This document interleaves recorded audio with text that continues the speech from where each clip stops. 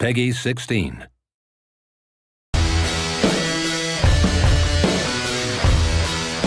In the next 48 hours, game developer Monolith and parent company Warner Bros. Interactive Entertainment hope to gain new insight into a top-secret, unannounced console-based MOBA game that is entering the final stages of development. They've invited 8 of North America's top professional MOBA players to their Seattle studios to take part in an unprecedented experiment, one that could play a critical role in the success of their game, Guardians of Middle-earth.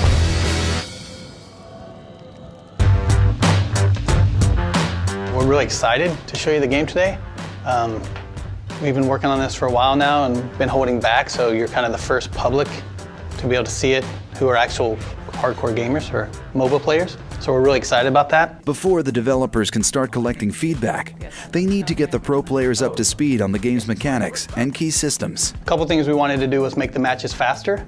We thought gamers would want to be in and out and on to the next round faster than you typically find in a PC MOBA. The other thing is, in general, all of the things that you put on your loadout are going to be stuff you slowly progress to unlock over the course of playing, leveling your profile, and earning coins to use to unlock all these different things. Bringing in a group of professional MOBA players to sort of give us feedback is a huge win for us trying to feel it out. Obviously, our day job is trying to make the game. Their day job is playing the game and really understanding what works and doesn't work about it. So like Gandalf, for example, is like a really good beginner guy because he does a lot of AoEs. So one thing we'll probably do, I think we've talked about it at least, is like mark guys, whether they're sort of beginner or like medium or hard guys to play. We really hope to make Guardians of Middle-earth a more fast-paced game since it's on the console. We know that console gamers usually want to jump into a round, finish the round, win or lose, and then start a new game. So we really wanted the matches to be short and action-packed. As we really nail down exactly all the features in the game, finish all the feature work, we're going to be able to incorporate some of this feedback. And I think also just the perspectives and information that we've gotten from these guys will really help us, in this finishing phase to decide what to focus on and what not to. The goal from the beginning was to make sure that this thing actually satisfies the most hardcore play. And then priority 2 is, okay, now make it the easiest ramp on as possible for new people. Our cause is just. Guardians of Middle-earth, I think, is a great entry point for new MOBA players because it's got the accessible sort of console controls, immediate interaction with your character kind of feel. It's a little bit simpler and faster paced, so you can kind of jump in and get more revs on it without having to learn quite as much about the structures around the culture in the PC space right now.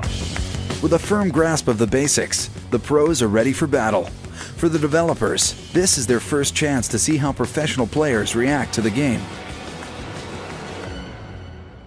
Right bumper, right there, what does that mean? So you leveled up, so hold it down. I was never going straight for professional gaming. When I started, it was just a passion. I really liked playing competitively, and I just liked trying to win. So we did the intro this morning, got a bunch of feedback from you guys already, just digging into the menus and everything. So finally gonna actually start a 5-on-5 match. You actually play against each other, at least the 8 pros, and then we'll have 2 of the developers in the last couple slots here. So now you have 1 minute to do your loadouts if you haven't already set them up.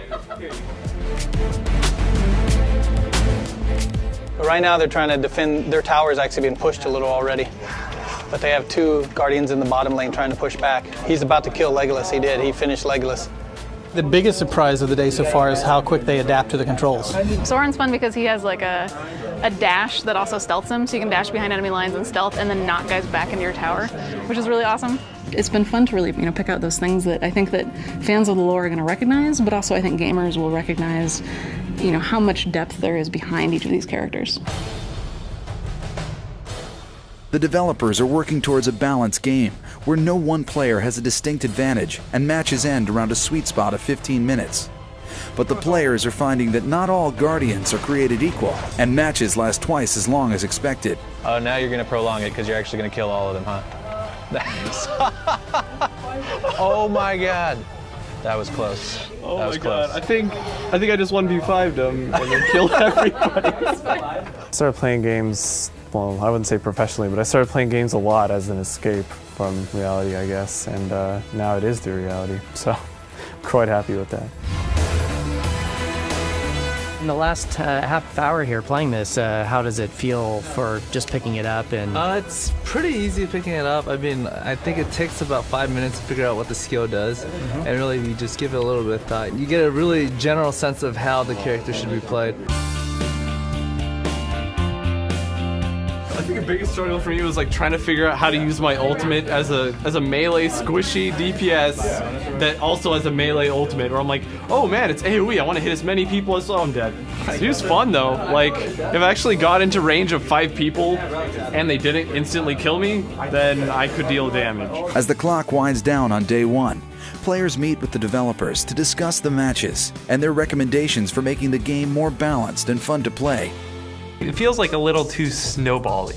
You know what I mean? one of our major issues in the game right now is snowballing, experience levels, where one team will get ahead in experience levels compared to the other team, and it's a very hard pull to try to get the other team back again, to make a shift back if their player skill dominates over the other team. If the team drags it out until level 14, everybody would be at their maximum potential, and it's really just going to come down to who is going to fight better, who's going to perform better in a team fight environment. Essentially, at some point in time, you can't end the game because the soldiers aren't killing towers quickly enough, and people are just wiping the waves, and that kind of stagnates the game as well. While the players are treated to a team dinner, a dedicated group of developers stays behind to work into the night, implementing the players' suggestions. The team at Monolith only has one chance to impress the pro gamers with a fast turnaround. As the game's delivery deadline looms, the players will have one more day to play Guardians of Middle-earth, test the changes, and offer a final assessment. Coming up in Part 2. Right now we got the guys back in this morning. Last night they gave us some good feedback. We made some changes. They're playing a new build now. I look forward to seeing the differences and what you find just overall in the game.